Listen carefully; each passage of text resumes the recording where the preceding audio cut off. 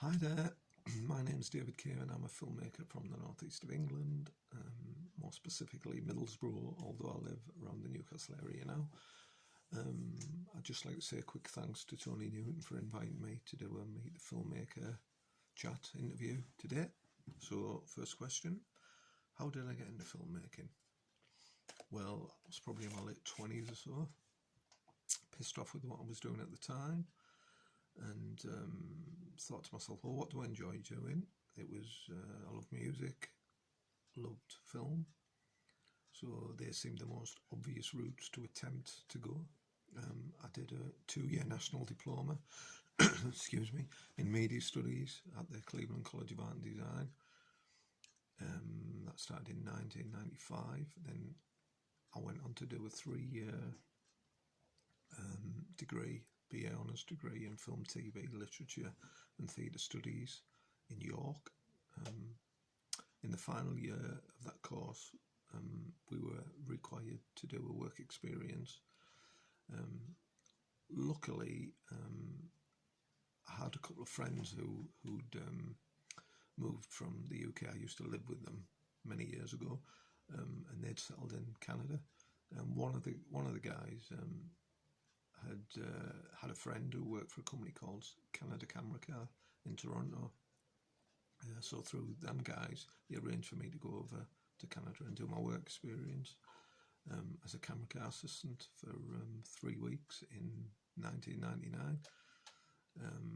That was a wonderful experience. I worked on numerous commercials, TV production, and one feature film, which was this, The Skulls.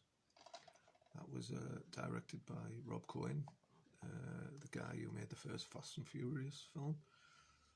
I was supposed to be working on the first X-Men movie, but unfortunately the film got put back, so that didn't happen, which was a shame, but never mind. It was a fantastic experience nevertheless. From that really inspired me to kind of push myself to get more involved in the film industry in the UK.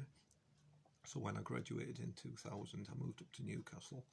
I did some work experience in a small production company who were developing a feature themselves. I also worked on a few local TV productions, Biker Grove, Wire in the Blood. I worked on numerous short films, commercials. One feature film I worked on as a runner driver. This one, called The One and Only. It's a comedy by the same production company that produced East is East. That was once again a fantastic experience. So I continued to work on friend short films, on anything really. I tried to get on anything which would give me on-set experience, and all the while thinking, which direction would I like to go, what specific element would I like to concentrate on.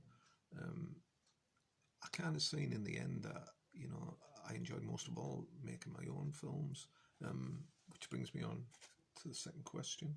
First film project, I think it was in 2003. I made this. It's a short film called The No Place. It's actually about 34 minutes, so it never got screened anywhere due to its length. The first vital lesson I learned while making shorts: keep them short.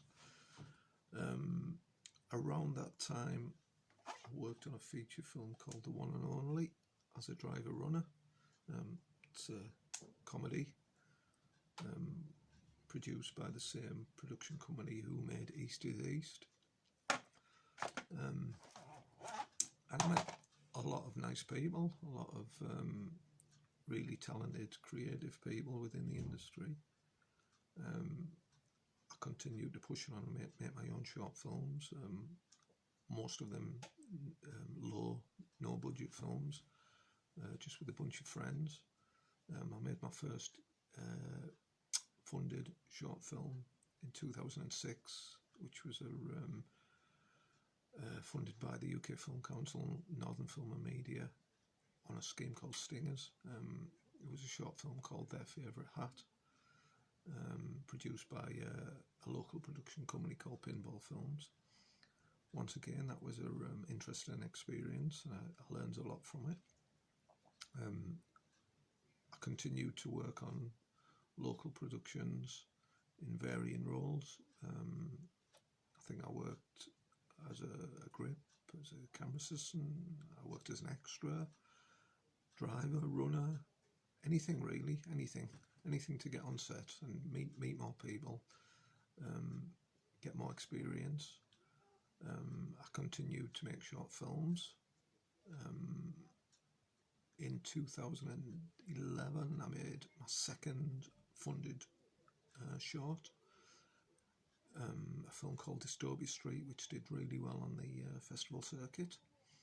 And that was my last short film which was funded, and since then I've only made one more short film which was funded, self-funded, called Girl in the Scar, which is just finished doing the festival circuit. Well, just finished before the COVID-19 pandemic, which we're all struggling through at the minute, broke out. So yeah, I've got one more festival screening if it goes ahead in August. So fingers crossed for that. How long? So yeah, if you count since I went to college, I suppose then I've been involved in the film industry for 25 years, long time, on and off. Still pushing, as you do, still love doing it. It's hard work, as all you filmmakers out there know. Certainly the lack of budget makes it even harder, lack of budgets, but you know, it's something, what's in there, what's in your heart, you love doing it, so you know, by hook or by crook, you'll get these films made.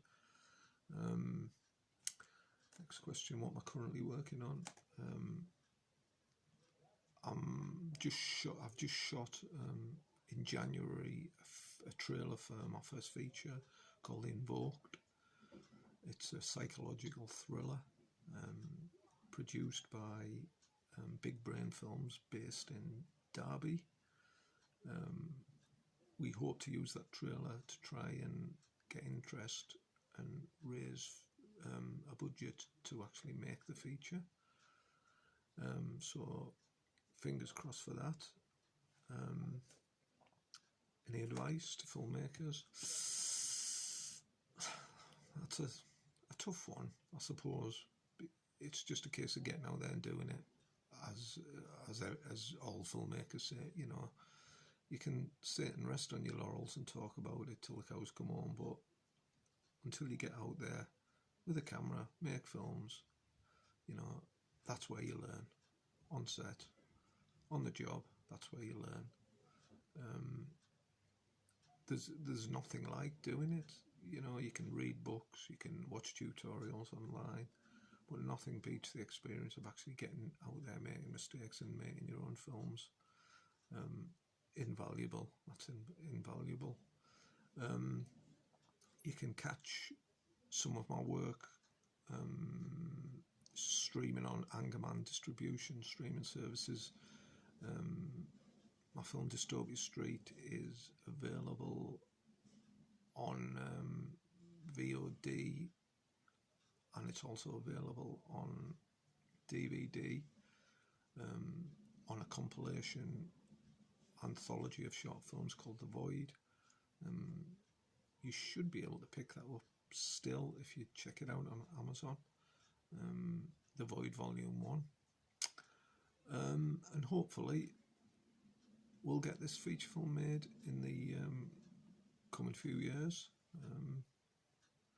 Just like to say thank you once again to Tony for giving me this opportunity, and good luck, guys.